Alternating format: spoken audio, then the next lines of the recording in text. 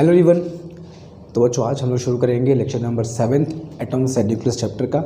और जैसा कि मैंने कहा था कि आज की क्लास में हम लोग कुछ क्वेश्चंस प्रैक्टिस करेंगे जो हमने इसके पहले के 2 लेक्चर में न्यूक्लियस के बारे में पढ़ा। उसके पहले के लेक्चर की बात करोगे तो वह हम लोग एटॉमिक स्ट्रक्चर के बारे में पढ़े, उसके क्वेश्चंस प्रैक्टिस कर लिया, अभी और क्वेश्चंस भी करना बाकी है। बट इसके पहले की 2 क्लास में हम लोगों ने न्यूक्लियस के बारे में पढ़ा, एटॉमिक न्यूक्लियस क्या होता है, क्या उसकी प्रॉपर्टीज़ है। देन उसके बाद हमने पढ़ा रेडियो एक्टिविटी। और जैसा कि हमने कहा था आज लेक्चर नंबर 7 में हम लोग कुछ क्वेश्चंस प्रैक्टिस करेंगे और फिर एटॉमिक स्ट्रक्चर और न्यूक्लियस को मिला करके एक मिसलेनियस क्वेश्चंस की सीरीज़ में लेकर के आऊँगा। तो कुल मिलाकर के हम लोग इतने क्वेश्चंस कर लेंगे, इतने अलग अलग वैरायटी क्वेश्चंस कर लेंगे कि कोई मौका ही नहीं बचेगा कि एग्ज़ाम में क्वेश्चंस आए और उसको हम सॉल्व ना कर पाएँ। ठीक है, तो आज हम लोग जो क्वेश्चंस करेंगे वो MCQs क्वेश्चंस होंगे और सारे क्वेश्चंस जो हम लोग आज करने वाले हैं वो PYQs क्वेश्चंस के ही कह सकते हो पार्ट होंगे। कुछ क्वेश्चंस को अलग से भी मैंने लिया हुआ है ताकि एक ब्लेंड करके तुम्हारे पास क्वेश्चंस का एक वैरायटी मिले जिसमें अलग अलग वैरायटी के क्वेश्चंस हो, कुछ PYQs हो, कुछ अलग डिफरेंट टाइप के MCQs हो, ताकि हमारी प्रिपरेशन एकदम अप टू द मार्क रहे। ठीक है, बट फिर वही अपील करूँगा जो हमेशा करता हूँ कि अगर किसी स्टूडेंट के कुछ लेक्चर्स पीछे छूटे हैं तो सबसे पहला काम ये करना है कि सीक्वेंस वाइज लेक्चर्स को फॉलो करना है। अगर सीक्वेंस को फॉलो नहीं करोगे तो हो सकता है थोड़ी बहुत दिक्कत हो लेक्चर्स को समझने में।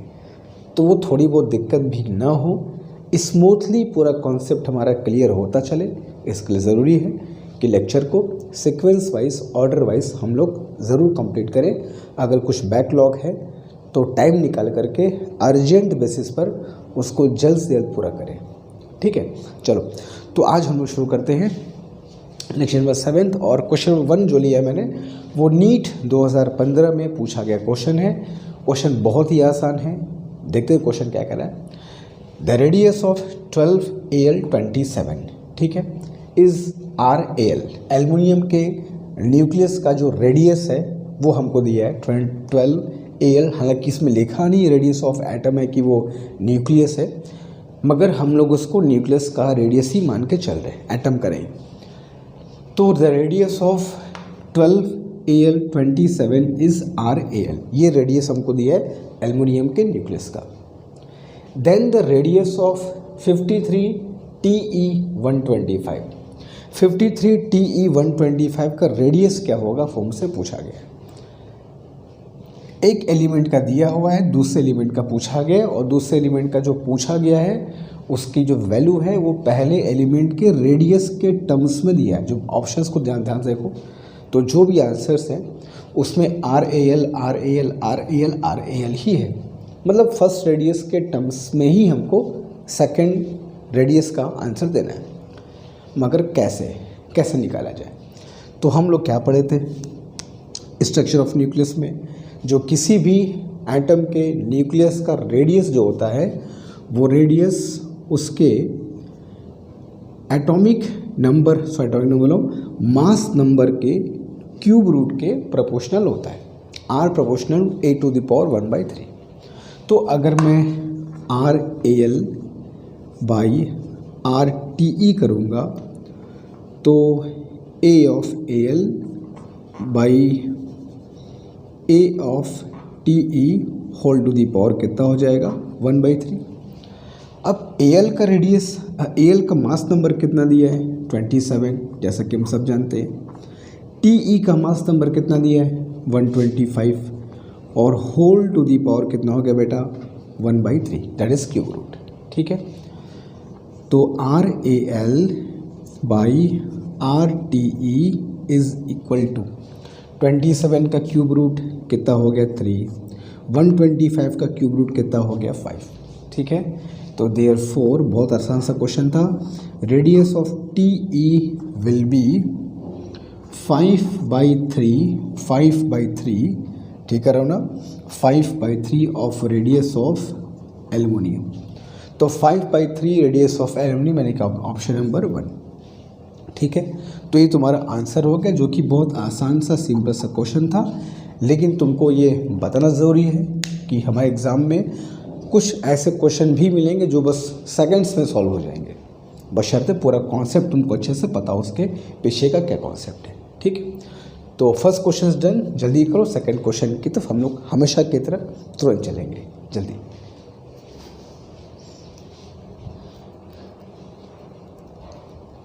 तो सेकंड क्वेश्चन बच्चों नीट 2050 में पूछा गया क्वेश्चन है और बहुत आसान क्वेश्चन है, और ऐसा क्वेश्चन तुमको एग्जाम में बहुत मिलता है।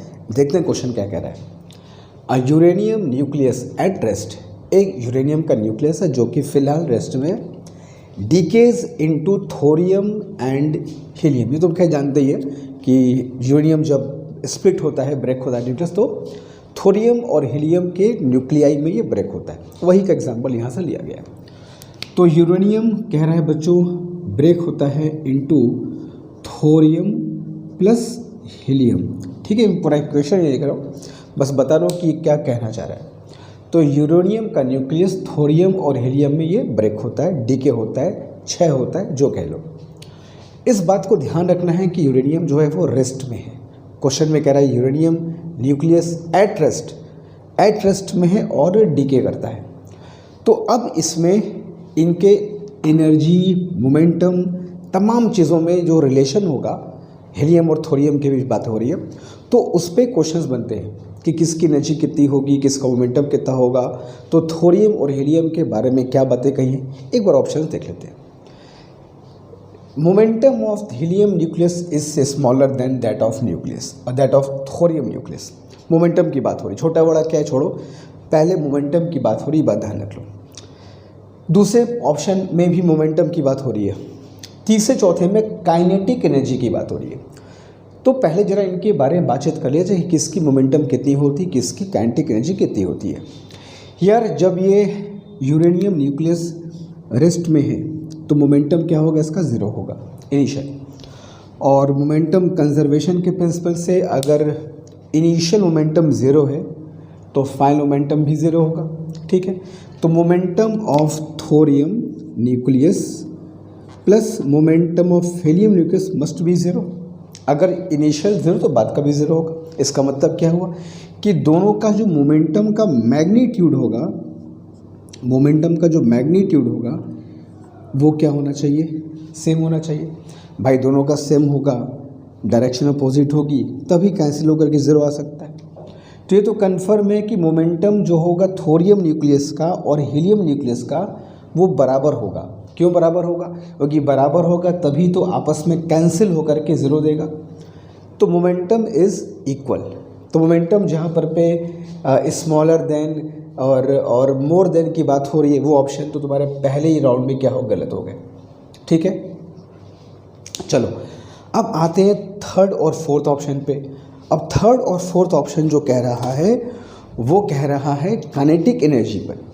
अब हम सब जानते हैं काइनेटिक एनर्जी और मोमेंटम में जो रिलेशन होता है वो होता है k is equal to p²/2m। हम सब जानते हैं। अब ये कहाँ से आता है रिलेशन, तो हम सब जानते हैं formula half mv² is equal to क्या होता है, काइनेटिक एनर्जी। तो यहाँ से हम अगर रिलेशन निकालें p और k में, तो k इज इक्वल टू मिलता है p²/2m।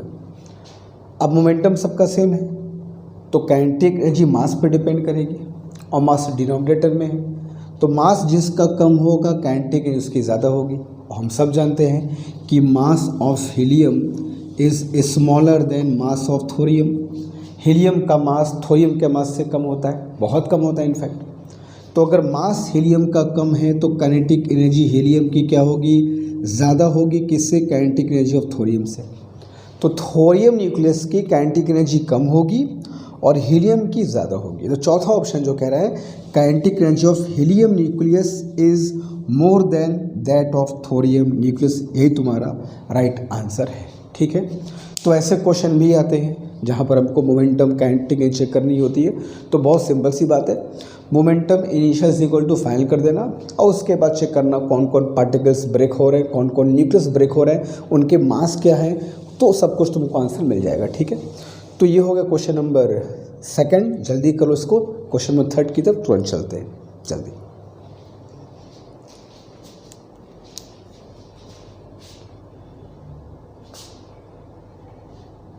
क्वेश्चन नंबर 3, जैसे क्वेश्चंस तुमको एग्जाम में बहुत मिलते हैं और देखते हैं क्या कह रहा है।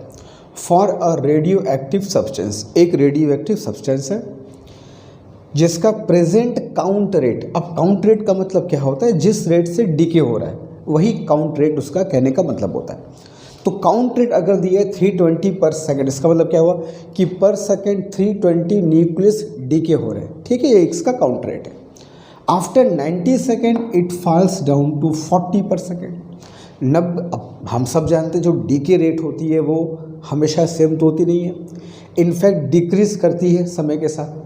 तो 90 सेकेंड्स बाद हम आए और चेक किया कि ये कितना हो गया 40 पर सेकेंड। इसका जो डीके रेट है वो 40 पर सेकेंड पे आ गया, जहाँ 320 पर सेकेंड की रेट से हो रहा था अब वो 40 पर सेकेंड की रेट से डीके हो रहा है।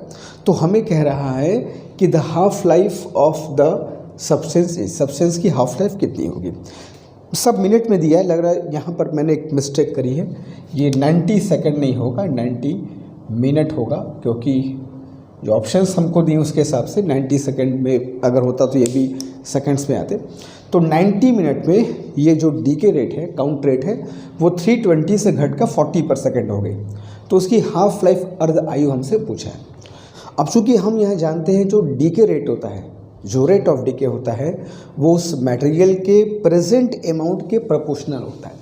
तो यहाँ पर हम लोग n is equal to n not 1/2 to power, अगर n का फॉर्मूला यूज़ करें तो इनिशियल काउंट रेट जो है वो कितनी है 320 है, और ये घट कर कितना हो गया 90 मिनट्स बाद 40 हो गया, और इज इक्वल टू क्या हो गया 1/2 whole to the power n। ठीक है, तो 40 is equal to 320 1/2 whole to the power n। यहाँ से इसको काट दिए मैंने, तो 4/32 कितना हो गया 1/16 बोल रहा हूँ 1/8 इज इक्वल टू क्या हो जाएगा 1/2 whole to the power n। अब मैं कंपेयर करूँ तो n की वैल्यू यहाँ पे कितना है बच्चों 3 आ जाएगी। तो 3 हाफ लाइफ बाद ऐसी घटना घटेगी कि रेट ऑफ जो डीके है वो 90 से घट कर क्या होगा 40। तो 90 से 40 बोल रहा हूँ, 320 से क्या हो जाएगा 40। तो 320 से 40 आने में 3 हाफ लाइफ खर्च हुई और ये पूरा वक्त लिया है तो 90 मिनट। तो 3 हाफ लाइफ का जो समय है वो कितना है 90 मिनट्स है। तो एक हाफ लाइफ का समय कितना हो, half life of time of one half life is 30 minute, यानी कि 30 minute is the right answer, जो कि एक हाफ लाइफ का समय होगा, जो बहुत आसान सा क्वेश्चन था। ठीक है, तो क्वेश्चन ऐसे तुमको मिलेंगे जहाँ पर पे रेट ऑफ डीके से क्वेश्चन पूछा जाएगा। तो तुमको पता है कि जो रेट ऑफ डीके होता है वो उसके अमाउंट के प्रोपोर्शनल होता है, तो अमाउंट के जगह पर डीके रेट को हम लोग यूज़ कर सकते, कोई दिक्कत नहीं है। ठीक है, तो हमने देखा कि ये 40 हो गया था, ये फॉर्मूला पढ़ा हम लोगों ने, जहाँ एन नॉट क्या होता है इनिशियल वैल्यू याद करो, एन क्या होता था रिमेनिंग वैल्यू। ठीक है, तो रिमेनिंग कितना हो गया 40 हो गया, 320 था 40 हो गया, पुट कर दिया। एन की वैल्यू क्या हो गई 3। एन क्या होता था, एन होता था नंबर ऑफ हाफ लाइफ, अर्ध आयु की संख्या, मतलब 3 हाफ लाइफ बाद ऐसा होगा। तो 3 हाफ लाइफ का समय 90, तो एक हाफ लाइफ का समय कितना होगा 30। तो 30 minute is your right answer. ठीक है, तो जल्दी कॉपी कर ले इसको। तो चलते क्वेश्चन नंबर 4 की तरफ तुरंत।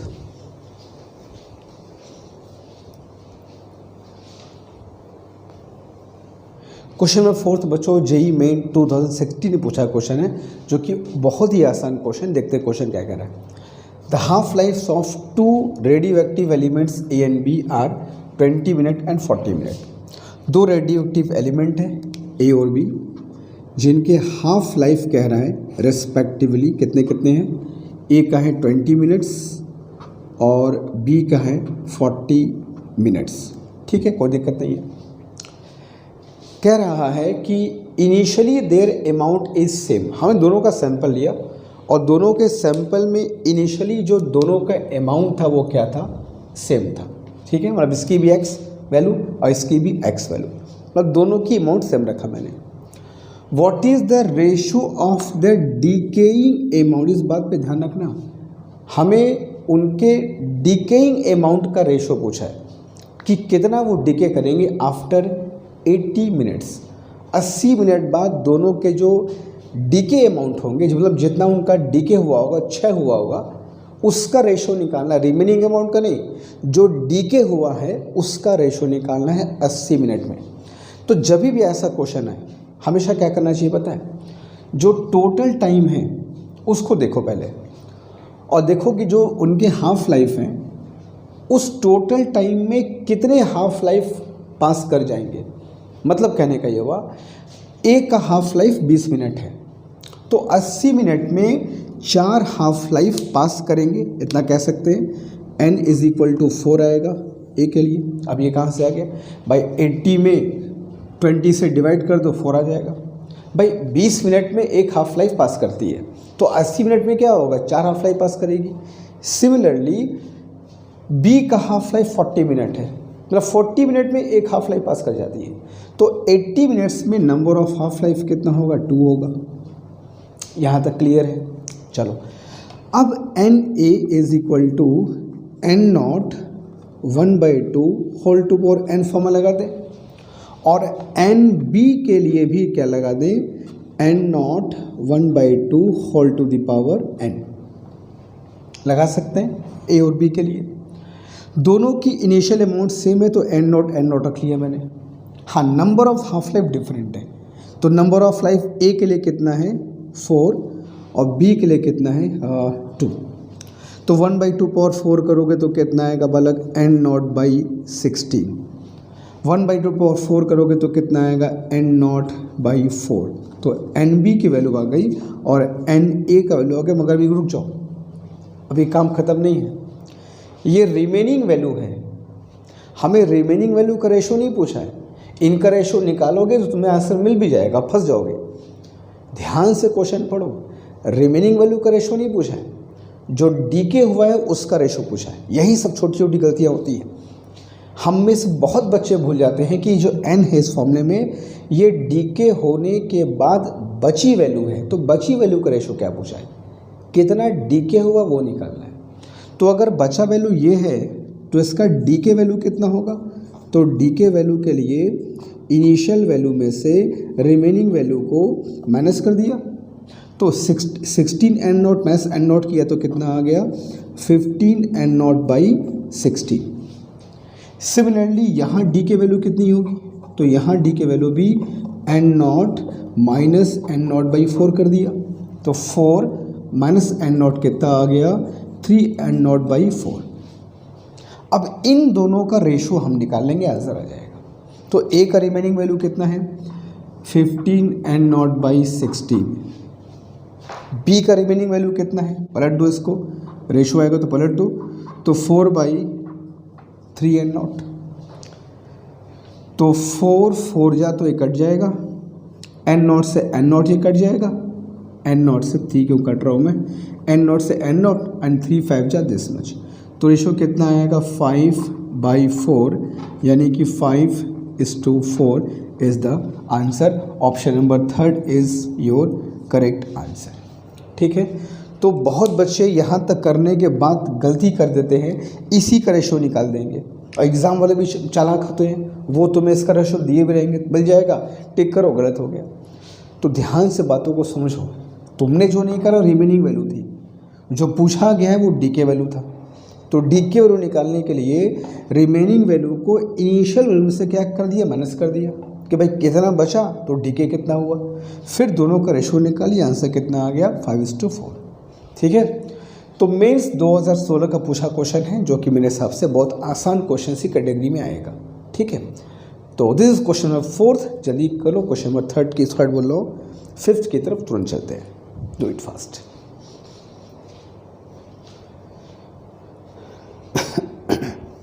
क्वेश्चन नंबर 5 2017 नीट एग्जाम पूछा क्वेश्चन है, और क्वेश्चन कह रहा है कि the decay constant for 2 radioactive substance A and B.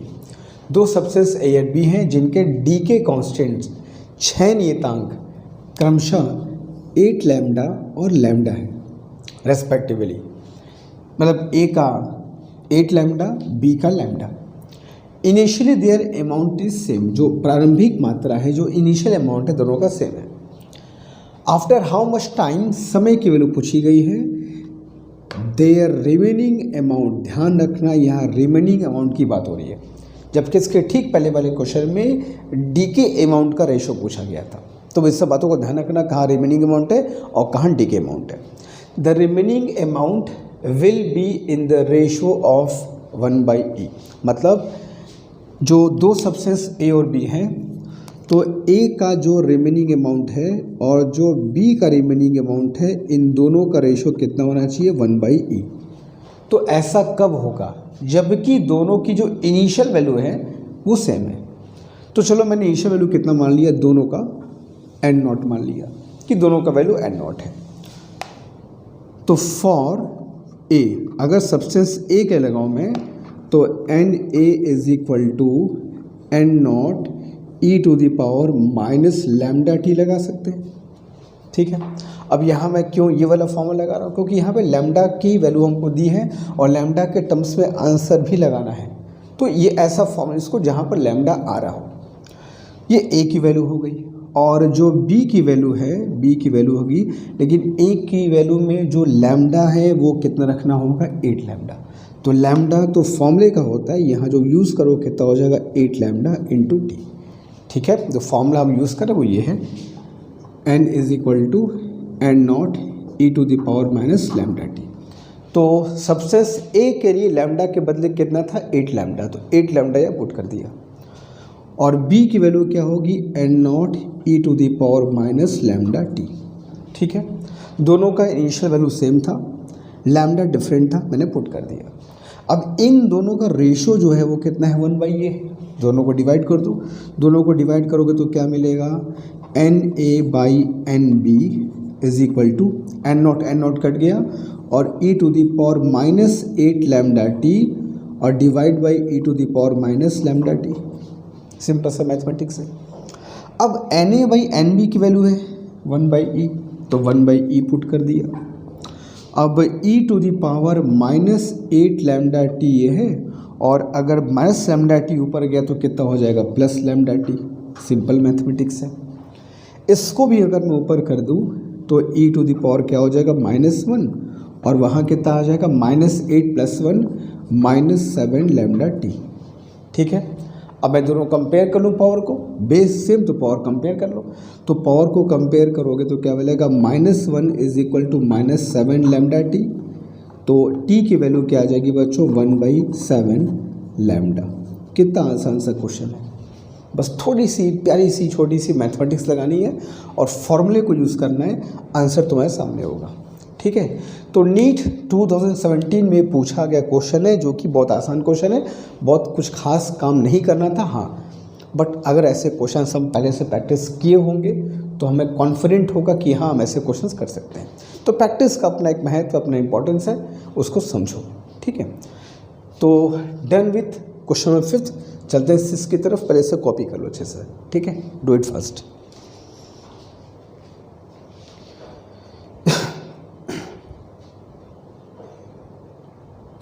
तो अब चलते बच्चों क्वेश्चन 6 की तरफ। 6 क्वेश्चन जो है वो नीट नहीं, जेई मेन 2017 का एक क्वेश्चन, इसके पहले वाला नीट का था, ये जेई मेन 2017 का सवाल है। थोड़ा सा ठीक है, देखते हैं क्या है। A radioactive substance A has half life T. एक रेडियो एक्टिव सब्सटेंस है जिसकी हाफ लाइफ बता रहा है, इसकी अर्ध आयु है, half life is equal to T, and it decays into another nucleus B. और ये डीके होता है किसमें, एक न्यूक्लियस बी में, ठीक है। At T is equal to 0 there is no nucleus of B, मतलब टी इज इक्वल टू 0 पर डीके शुरू होता है। भाई डीके शुरू होगा तब तो न्यूक्लियस बनेगा। तो टी इज इक्वल टू 0 पर पूरा अमाउंट ए का है, बी कुछ नहीं है। तो मैंने मान लिया ए की इनिशियल वैल्यू कितनी है, n0 है, और बी की वैल्यू है 0। कब, at T is equal to 0। Clear है। टी इज इक्वल टू 0 पर पूरा वैल्यू ए का ही न्यूक्लियस है और बी का न्यूक्लियस 0 है। अभी डीके होना शुरू होगा, तब यहाँ अमाउंट कम होगा, यहाँ अमाउंट बढ़ता जाएगा। तो कह रहा है कि after time T ratio of number of nuclei of B to that of A is 0.3। कुछ समय बाद इसकी वैल्यू, जो बी की वैल्यू है और जो ए की वैल्यू है, जो बची वैल्यू होगी, दोनों का रेशो कह रहा है कितना है, दैट इज हाउ मच, 0.3। अच्छा, हम लोग जो फॉर्मूला यूज़ करते हैं n is equal to N not E to the power minus lambda T use करते हैं। ये n क्या होता है, रिमेनिंग वैल्यू होती है। तो अगर मैं मान लूँ कि a की रिमेनिंग वैल्यू n है, रिमेनिंग वैल्यू n है, तो डी के कितना हुआ, तुम कहोगे सर सिंपल सी बात है, एन नॉट वैल्यू थी, n बची है, तो डी के कितना हुआ है, एन नॉट माइनस एन, और जो डी के हुआ वही b में कन्वर्ट हुआ है, तो b की वैल्यू क्या होगी, एन नॉट माइनस एन के बराबर होगी। क्लियर है? फिर देख लो, t इज इक्वल टू 0 पर पूरा न्यूक्लियस ए का था एन नॉट, ठीक है, और b की वैल्यू कुछ भी नहीं थी। अब डीके शुरू हुआ। अच्छा, ये डीके होगा तो डीके होकर कहाँ जाएगा, डीके होकर कहीं लापता नहीं होगा, गायब नहीं होगा, ये डीके होकर बी बना। अगर मैं कहूँ कि इसके 100 न्यूक्लियस में से 10 डीके हो गए, तो 10 डीके होकर गायब नहीं हुए, वो 10 डीके होकर बी में कन्वर्ट हो गए, और बचे कितने हैं, 90। तो बचे 90 अगर हैं, तो जो बचे अभी भी ए के ही होंगे, और जो 10 डीके हो गए वो बी के होंगे। तो जो डीके हुआ वो बी का हो, जो बचा है वो ए का है। क्लियर है बात? अगर 100 मॉलिक्यूल तो 100 मॉलिक्यूल कह रहे हो, 100 न्यूक्लियस अगर लिया और 10 डीके हो गए तो 90 बचे, तो जो बचे वो ए के हैं, जो डीके हो गए वो बी के हैं। तो अगर एन नॉट में से एन वैल्यू बचा है ए का, तो बी कितना बचा होगा, बी कितना होगा, ओके सर एन नॉट में से माइनस कर दिए, वही वैल्यू है, और इनका जो रेशो है वो 0.3 है। मगर क्या है देख लेते हैं, ratio of number of nuclei of B, याद रखना बी पहले बोल रहा है, बी और ए का जो रेशो है वो है 0.3। तो हमको टी की वैल्यू फाइंड करना है, तो जो कहा है पहले करते हैं। तो बी का जो रिमेनिंग अमाउंट है, जो बी की वैल्यू है एन नॉट माइनस एन, और ए की जो रिमेनिंग वैल्यू है एन, इनका वैल्यू कितना बता रहा है, 0.3। ठीक है, तो अलग अलग कर दूँ, तो N not by N minus 1 is equal to क्या आएगा, 0.3, कोई दिक्कत नहीं है। तो N not is as it is, N की वैल्यू जानते ही हो, N not E to the power minus lambda T होता है, और ये कितना हो जाएगा 1.3। एन नॉट कैंसिल, इसको ऊपर ले जाऊँ मैं, तो E to the power plus lambda T हो जाएगा, और ये हो जाएगा 1.3। अब मुझको ये एक्सपोनेंट हटाना है, और हमें देख लॉग में आंसर भी आ रहा है, तो क्यों लॉग ले दो तरफ, तो लॉग लोगे तो log E to the power lambda T base E is equal to log 1.3 base E. अब लॉग में पावर जो होगा बगल में आ जाएगा, तो ये कितना हो जाएगा, लैम्डा इंटू टी, और log E to the base E की वैल्यू कितनी होती है 1, तो ये कितना हो जाएगा तुम्हारा लॉग 1.3। यहाँ तक क्लियर है? मगर हमें आंसर कैपिटल टी के फॉर्म, और यहाँ से अगर मैं टी निकालूँ, स्मॉल टी की वैल्यू फाइंड करूँ, तो स्मॉल टी की वैल्यू यहाँ से कितने की बच्चों, small T is equal to log 1.3 by lambda. ठीक है, मगर हमें आंसर कैपिटल टी के फॉर्म में दे रहे हैं, तो क्या दिक्कत है? हम सब जानते हैं हाफ लाइफ और लैम्डा का रिलेशन क्या होता है, हाफ लाइफ और लैम्डा का रिलेशन क्या होता है, 0.693 बाई लैम्डा होता है। तो लैम्डा की बदले हम यहाँ क्या पुट कर सकते हैं, lambda is equal to 0.693 by capital T बोल सकते हैं, और 0.693 ही तो log 2 होता है, इतना भी हम जानते हैं। तो लैम्डा की वैल्यू को हम लोग log 2 बेस बाई टी बोल सकते हैं। तो लैम्डा की वैल्यू को हम क्या बोले, small T is equal to log 1.3, और लैम्डा की वैल्यू को हमने क्या बोलना है, log 2, और t निकल जाएगा बच्चा ऊपर, तो t log 1.3 by log 2, option number 3 is correct. ठीक है, तो बहुत सिंपल सा क्वेश्चन था, मगर थोड़ा सा क्वेश्चन के शब्दों को समझना है, लैंग्वेज को समझना है, थोड़ी सी बेसिक मैथमेटिक्स अप्लाई करनी है, थोड़ा सा फॉर्मूला बस याद रखना है। ठीक है, तो जेई में 2017 का क्वेश्चन था, ठीक है, बहुत मुश्किल नहीं था, मगर थोड़ा सा दिमाग इसमें लगाना था, ज़रूर कहूँगा इस बात में। तो 6th हमारा हो गया है, कर लो। क्वेश्चन नंबर 7 की तरफ तुरंत चलते हैं, टू इट।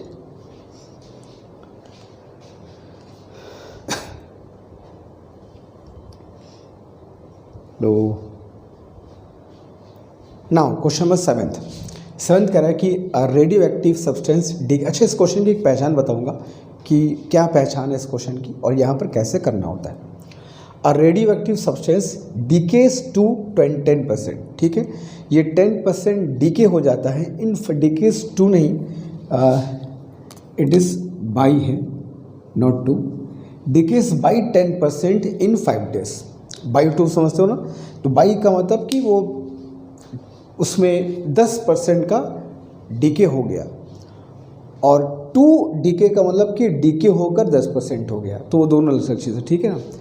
तो रेडियोएक्टिव सब्सटेंस डीकेज बाई 10%, मतलब जितना वैल्यू था उसमें से 10% डीके हो गया, तो बचा कितना होगा 90%, और कितने समय में 5 days में।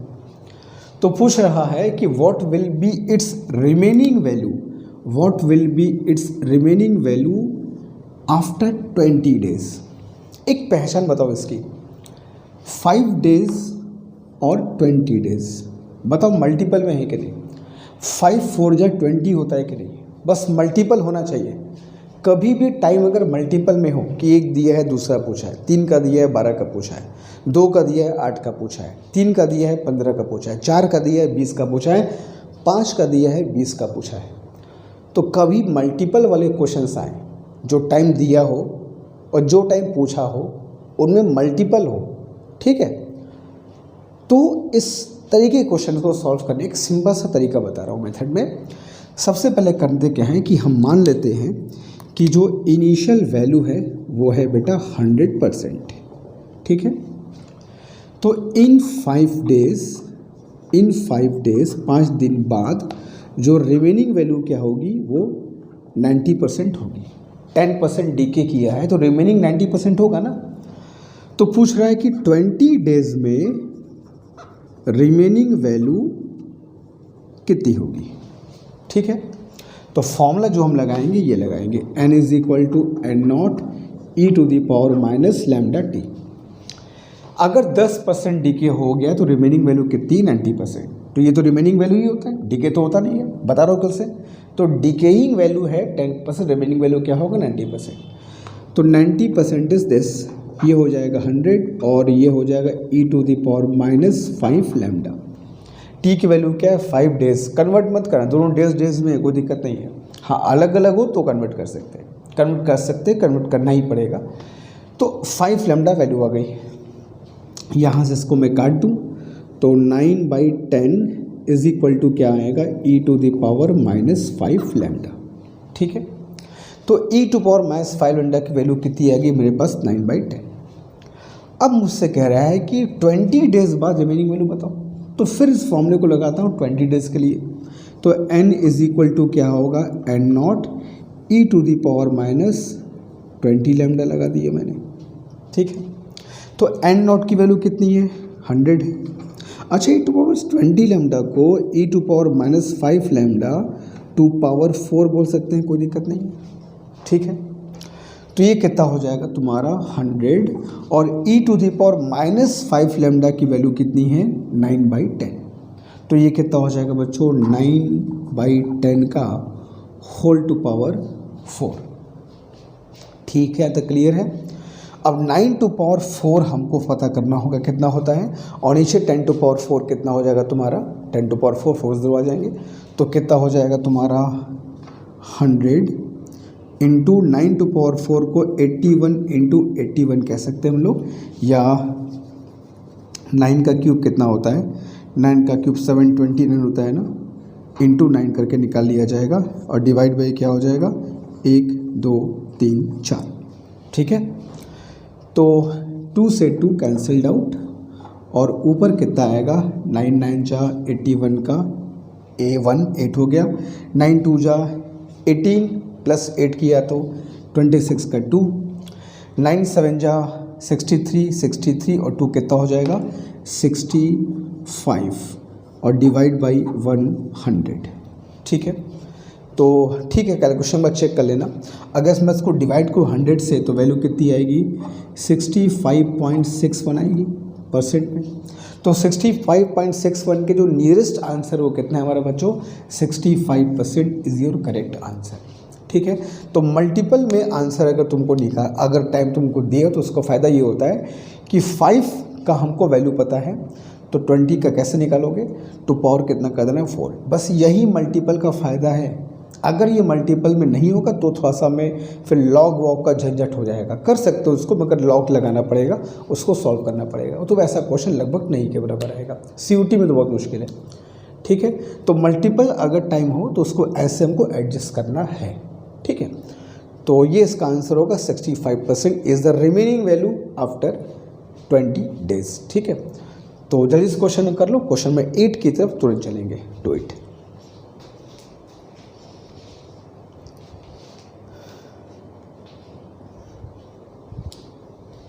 8 की तरफ चलते हैं। और 8 जेई में, हालांकि थोड़ा पुराना क्वेश्चन है, जेई 2004 क्वेश्चन, मगर क्वेश्चन बहुत अच्छा है, ठीक है। और मैं तुमको तुम्हारे सामने इस क्वेश्चन को बिना फॉर्मूले करके दिखाऊंगा, बिना किसी खास कैलकुलेशन के। बस जो रेडियो एक्टिविटी पढ़े हैं, जो समझे हैं, जो हाफ लाइफ का मतलब हमको पता है, बस उसको अप्लाई करूँगा। फटाफट कुछ सेकंड्स में इसका आंसर आएगा, ठीक है। तो ऐसे क्वेश्चंस मिलेंगे तो तुमको अप्रोच देखना है, सर ने क्या अप्रोच अप्लाई किया है, उसको तुमको फॉलो करना है। क्वेश्चन कह रहा है कि the present activity of a radio active sample which is 280 days old is 6000 पर सेकेंड। मतलब क्या कह रहा है कि ये कोई रेडियो एक्टिव, ये आज की बात कर रहे हैं, टुडे आज की बात कर रहे हैं। एक रेडियो एक्टिव सैंपल है जो अभी का नहीं है, जो 280 डेज पुराना है, 280 डेज पुराना सैंपल है, ठीक है। आज से 280 दिन पीछे का सैंपल मैंने बनाया, मगर आज इसकी जो एक्टिविटी है वो 6000 पर सेकेंड है। 280 दिन पहले क्या था, मान लो इसकी एक्टिविटी क्या थी, एन नॉट थी या आर नॉट थी। आर नॉट मान लो, एक्टिविटी आर नॉट होती है, तो एक्टिविटी आर नॉट थी, मगर पता नहीं है क्या थी। अभी आज की डेट में मतलब 280 दिन बाद, अभी से 280 दिन पहले कहो या उस वक्त से 280 दिन बाद आज कहो, दोनों बात सेम है। तो आज एक्टिविटी 6000 पर सेकेंड है। इसका मतलब क्या हुआ कि पर सेकेंड 6000 न्यूक्लियस क्या हो रहे हैं, डीके हो रहे हैं। शुरू में किस रेट से हो रहे थे 280 दिन पहले, वो मुझको नहीं पता, लेकिन आज 6000 पर सेकेंड का रेट है। अब आगे कह रहा है इन द नेक्स्ट 140 डेज, अगले 140 डेज में, आज से 140 दिन बाद की बात हो रही है, द एक्टिविटी बिकम्स 3000 पर सेकेंड।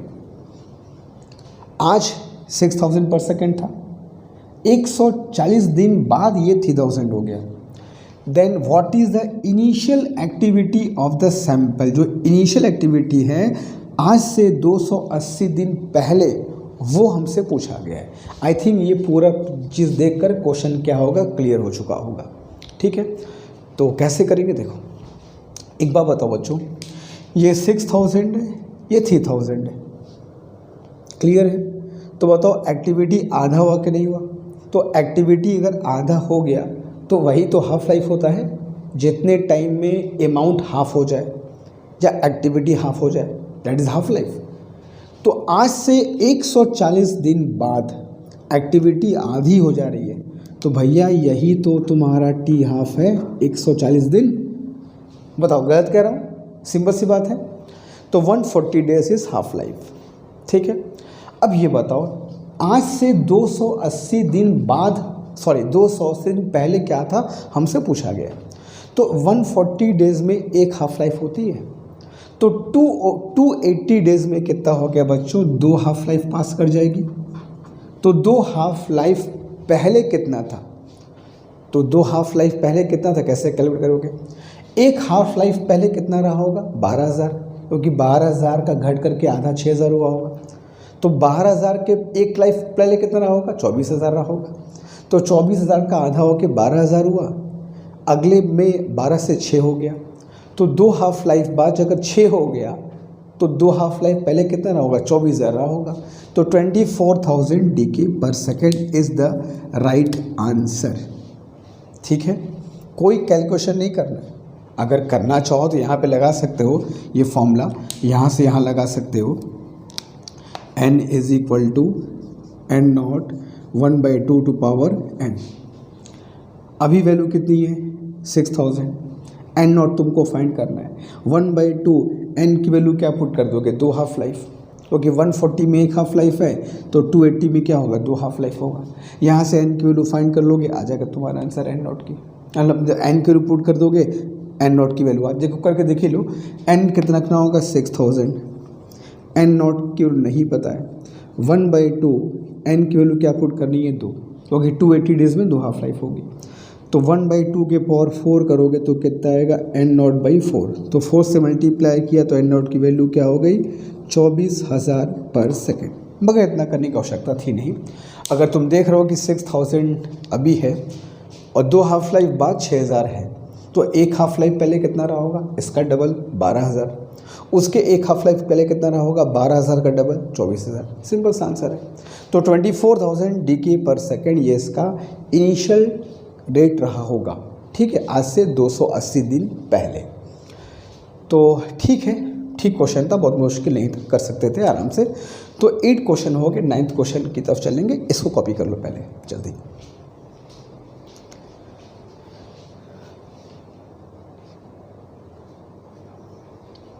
तो अब चलते बच्चों क्वेश्चन 9th की तरफ। क्वेश्चन 9th मैंने लिया है नीट 2016 के एग्ज़ाम में पूछा क्वेश्चन है, जो कि बहुत अच्छा क्वेश्चन। देखो कैसे करेंगे। The half life of a radioactive substance is 30 minute.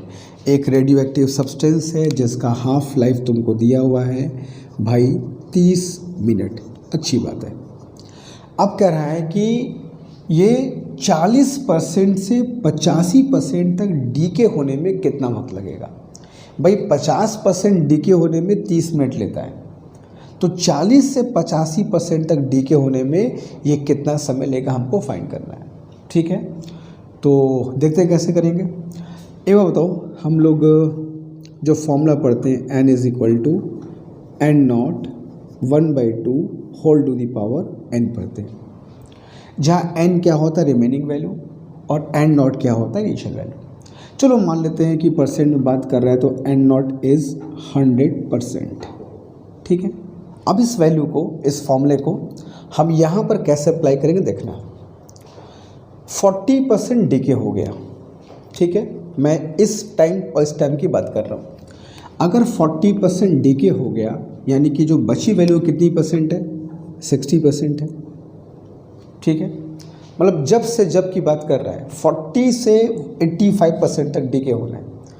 तो जब 40% डीके हो चुका होगा तो बचा कितना होगा 60% बचा होगा, और ये 85% तक डीके हो जाएगा तो उस कंडीशन में बचा कितना होगा 15% बचा होगा। यानी जब से जब तक डीके होना है तब उस वक्त वैल्यू कितनी थी 60% और बची वैल्यू कितनी होगी 15%। तो इस चीज़ को अगर यहाँ अप्लाई करो तो n की वैल्यू क्या हो जाएगा 15, n नॉट की वैल्यू क्या होगी 60 and 1/2 whole to the power n not क्या होता है रिमेनिंग इनिशियल वैल्यू होती है। तो इनिशियल में 100 तो ठीक है, मगर मैं जो अब इनिशियल ले रहा हूँ वो इस पॉइंट से ले रहा हूँ। तो इस पॉइंट पे अगर 40% डीके है तो इनिशियल कितना होगा 60, और अगर 85% डीके हो गया तो रिमेनिंग वैल्यू कितना होगा 50। तो इसको मैं यहाँ भेज दूँ तो 1/4 इज इक्वल टू 1/2 होल के पावर n होगा। तो यहाँ से कंपेयर करो तो n इज इक्वल टू कितना आएगा 2। तो 2 हाफ लाइफ पास कर जाएगी और 1 हाफ लाइफ का समय कहता है 30 मिनट। देखो 4 the total time is 2 into T half. तो 2 इंटू टी हाफ किया तो वैल्यू कितनी आ गई that is 60 minute is your right answer. तो 60 मिनट लगेगा उसको 40% से 85% तक डीके होने में। ठीक है, तो ठीक है, अच्छा क्वेश्चन था। बस समझना था कि जहाँ से जहाँ तक हमको डीके करना है वो इनिशियल है और ये क्या है फाइनल। मगर ये इनिशियल 40% डीके हो गया है तो रिमेनिंग वैल्यू क्या होगा 60%, वो इनिशियल होगा। और 85% डीके हो गए तो जो बचा वैल्यू क्या है 50%, वो यहाँ रख दिया, लगा दिया। तो इन दोनों के लिए हमने इसको मान लिया इनिशियल, इसको मान लिया फाइनल, और इनके बीच का समय निकाल लिया दैट इज़ 60 मिनट। ठीक है, तो जल्दी से क्वेश्चन वो कर लो, क्वेश्चन नंबर 10 की तरफ तुरंत चलेंगे, डू इट फास्ट।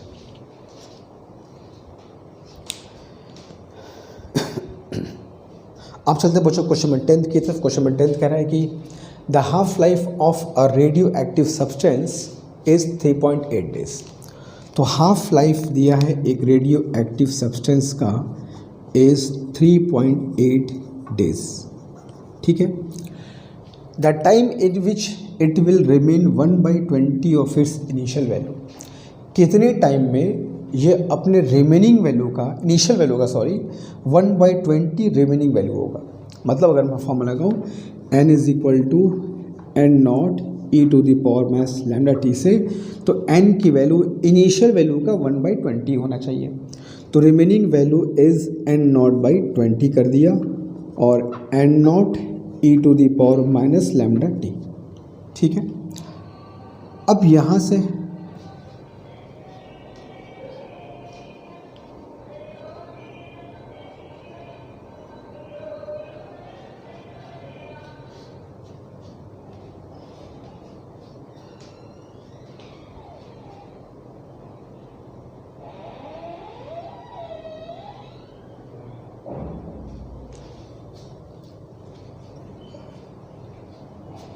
अब यहाँ से n नॉट कैंसिल कर दिया और 20 को ऊपर कर दो, तो 20 is equal to E to the power minus lambda T. अब ये t की वैल्यू फाइंड करनी है। अब ये t तब फाइंड कर पाओगे जब लैम्डा निकलेगा। लैम्डा कहाँ से निकलेगा? लैम्डा इज इक्वल टू क्या होता है 0.693 बाई टी हाफ, ठीक है। तो टी हाफ कितना दिया है हमें? टी हाफ इज़ 3.8 डेज, तो 0.693 बाई 38 डेज कर दिए। इसको सॉल्व करो कि अप्रॉक्सीमेटली 0.18 पर डेज आ जाएगा, ठीक है। अब लैम्डा यहाँ रख दिया जाए, तो 20 is equal to E to the power, अच्छा मैं इसको ऊपर ले गया हूँ तो ये प्लस हो जाएगा ना, ई टू दी पावर लैम्डा की वैल्यू है 0.18 इंटू टी। अब दोनों तरफ लॉग ले लेते हैं, तो log 20 is equal to log E to the power 0.18 t, ठीक है। अब लॉग 20 की वैल्यू कितनी दी है हमको? 2.9957 और ये इधर आ जाएगा 0.180 और log E to the base E की वैल्यू क्या हो जाएगी 1। अब यहाँ से हम लोग टी की वैल्यू फाइंड कर सकते हैं, ठीक है। नाउ इट्स योर वर्क कि इस टी की वैल्यू फाइंड करके हमें आंसर तुमको बताना है कितना आएगा, ठीक है। चलो तो ठीक है बच्चों, आज यहाँ स्टॉप करेंगे हम लोग, मिलेंगे नेक्स्ट क्लास में। और इन क्वेश्चंस को कर लो, इसमें जो भी डाउट्स होगा उसको बताना। और इस पर एक क्लास हम लोग करेंगे, इसमें हम लोग एटॉमिक स्ट्रक्चर और न्यूक्लियस का मिसलेनियस क्वेश्चन करेंगे, ठीक है। और वो इस चैप्टर का लास्ट लेक्चर होगा, फिर मूव करेंगे हम लोग टुवर्ड्स नेक्स्ट सेक्शन, ठीक है। तो आज के इतना ही, मिलते हैं इस क्लास में। Thank you so much.